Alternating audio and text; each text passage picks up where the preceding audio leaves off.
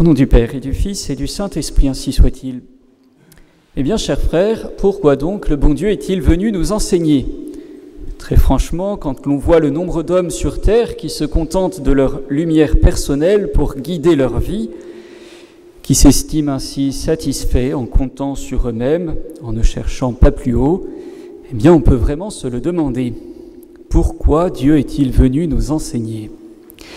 Avait-on vraiment besoin de l'Église, de ses prêtres, nous livrant le magistère, l'Écriture sainte, nous livrant l'enseignement du Christ ?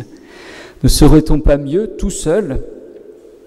Dieu n'avait-il pas déjà assez pourvu l'homme avec sa petite raison pour qu'on l'assujettisse encore à un autre enseignement ? Ne sommes-nous pas assez grands et assez intelligents de nos jours ? Question, mes bien chers frères, archi-récurrente. Nous le voyons bien à notre époque, où chacun cherche à se faire sa petite religion, à la carte, bien à soi, assaisonnée selon son goût, et dont l'on est en général très heureux, très fier. Eh bien, Dieu se rit de cette suffisance humaine. Il sait qu'elle ne vaut rien, rien du tout. Et c'est pour la part d'humanité demeurée assoiffée et humble qu'il a tout de même, au cours de l'histoire de sa création, décidé de nous enseigner par sa révélation divine. Le bon Dieu sait que ces petites créatures humaines sont destinées ici-bas à un but qui dépasse la compréhension de notre esprit, qui même lorsque l'on croit savoir, reste et restera toujours au-dessus de nos faibles capacités naturelles. C'est le prophète Isaïe qui le dit. « L'œil n'a point vu, ô Dieu, en dehors de vous, ce que vous avez préparé à ceux qui vous aiment. » Impossible donc, en dehors de Dieu, en dehors de son enseignement, de savoir ce que nous faisons là maintenant sur cette terre, pourquoi nous y sommes, où nous allons. On peut très bien remplir un compte en banque, jouer avec des inventions qui feront rire les gens dans 50 ans. On peut bien, hommes et femmes, s'épuiser en sentiments sans rien fonder ni prolonger. On peut se gaver d'impressions, de nouvelles, brûler d'ambitions terrestres, mais à quoi bon ? N'est-ce pas de la folie si l'on peut connaître le but de nos quelques années sur terre ? Pour que nous puissions diriger nos actions et nos intentions vers notre but, notre finalité, Dieu s'est penché sur nous. Il a voulu penser, réparer notre ignorance. Il a voulu nous guérir de notre misère humaine en nous faisant connaître le but, la destination. Et cela doit nous confondre, mes bien chers frères. Cela doit nous donner comme un électrochoc spirituel. La plupart des vérités de base de notre foi, de notre catéchisme, nous dépassent. Et si Dieu ne les avait pas révélées, nous serions condamnés à une forme d'idiotie spirituelle, au néant surnaturel le plus total. C'est très important, mes bien chers frères. Ne devenons pas donc des enfants gâtés, capricieux, sous prétexte que nous serions catholiques de tradition, fidèles de la fraternité Saint-Pie. Non. Rappelons-nous toujours que nous ne valons que ce que Dieu nous a donné, et rien de plus.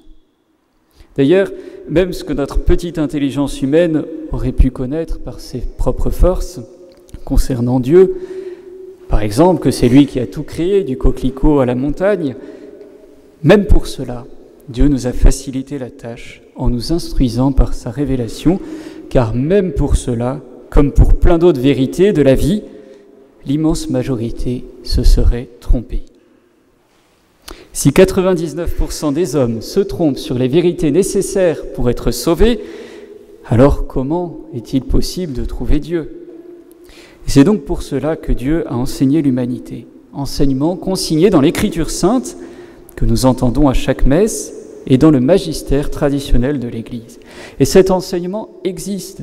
Il n'a jamais été autant à la disposition de tous que de nos jours, par les moyens modernes.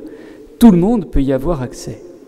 Et pourtant, c'est un fait, la majorité de la population mondiale s'égare dans l'ignorance, dans les fausses religions, dans l'athéisme, presque comme si Dieu, au final, n'avait pas parlé aux hommes, presque comme s'il ne s'était pas incarné dans le sein de la très sainte Vierge, comme s'il n'avait pas racheté l'humanité sur la croix en la personne de notre Seigneur, vrai Dieu, vrai homme.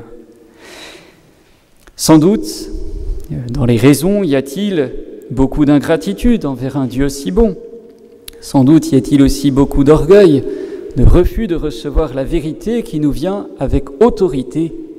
Il est si facile de se faire illusion, de croire savoir. Mais surtout, et sans doute c'est la cause principale, il y a beaucoup d'ignorance, de détresse spirituelle. Car Dieu a voulu que son enseignement divin, son évangile, n'arrive pas immédiatement par un ange ou par un tweet, mais qu'il soit relayé par ceux qui l'ont reçu.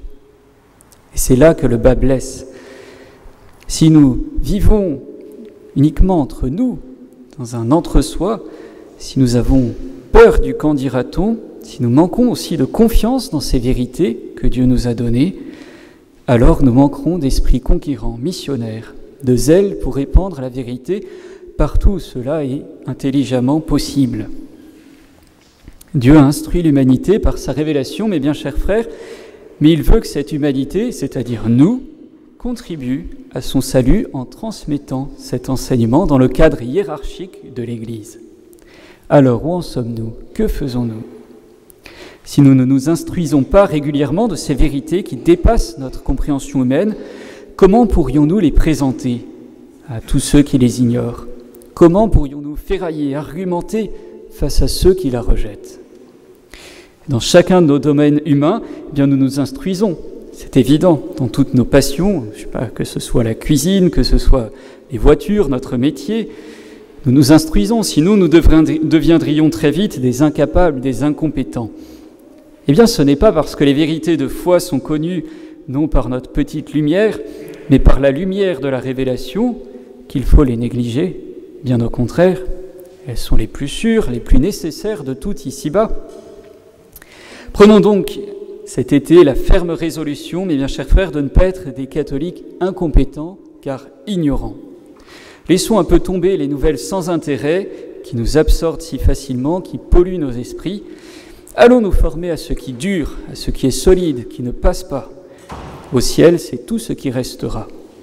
Prenons la ferme résolution de lire, pourquoi pas, un peu de Sainte Écriture, de l'Évangile, un bon livre spirituel, ou même, si on s'en sent capable, une encyclique, crayon en main, ou une bonne revue comme Fidélitaire, en vente à la procure, ou d'écouter une conférence de Saint Nicolas du Chardonnay. Il y a tant à faire. Et sinon, qui le fera?